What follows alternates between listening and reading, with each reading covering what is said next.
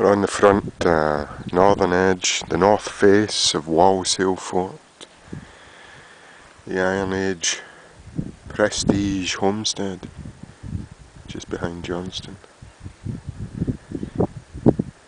Sunday afternoon, late April, wonderful weather, strong westerly wind, but a little bit protected here.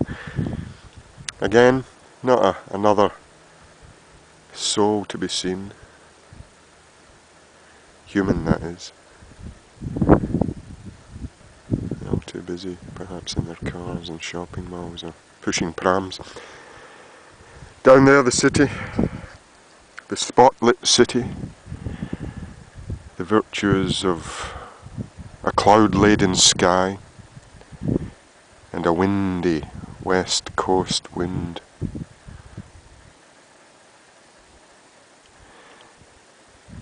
You get panels of light opening up, apertures of clarity when the sun canary, when the sun shines through.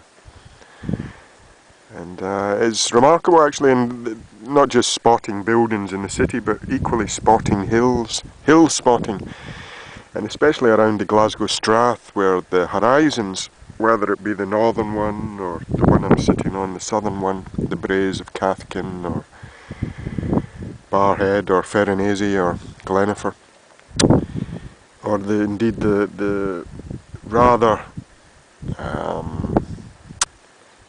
mundane horizon outline of the Renfrewshire moors. You know, it's very subtle, the hill forms, and I mean, you can just see here looking at the Kilpatrick Braes opposite.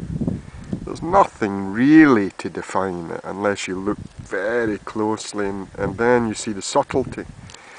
And it's only really by walking these hills that you gain an understanding of that subtlety.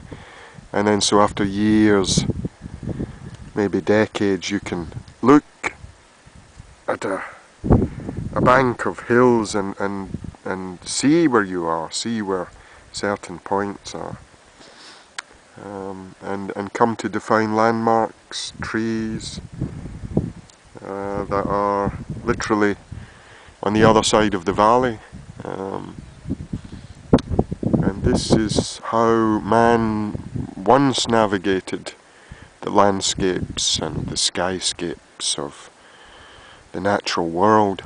Nowadays we live in an unnatural world, and so we have technology out with our own locomotive forces to guide us. But of course that technology is corrupt and is liable to break down, and it relies on energies that are not our own. So on the one hand you have a natural world full of life and aliveness, on the other you have a dead world full of technology and, for want of a better word, bullshit. What would you rather be doing? Sitting up here gazing across the strath, or cooped up in a little car on your way to the shopping mall, you know, to buy shit you don't need? Yeah. Up here you sort of realise the essential, and you realise the insanity that goes on down there in the city, whether it be, you know, raising a family, the conventional mores of a modern world, you know, all the chains and shields. Up here you are free. As Fichte, the German philosopher, once said, you know, becoming free is nothing. No, sorry, being free. Being free is nothing. Becoming free is everything. And it's the same, you know, coming up here into the country, you know, living in the city. Hugh MacDonald in his rambles around Glasgow once said that you know, living in the country is not the same, you know, as coming into the country. You know, there are those that live in the country that are, they want to take it for granted, as you're apt to do when you become familiar with a place. But because I live in the city and I come into the country from the city, then it's the old Fichtean epigram, you know, it's heavenly, it's absolutely paradisical.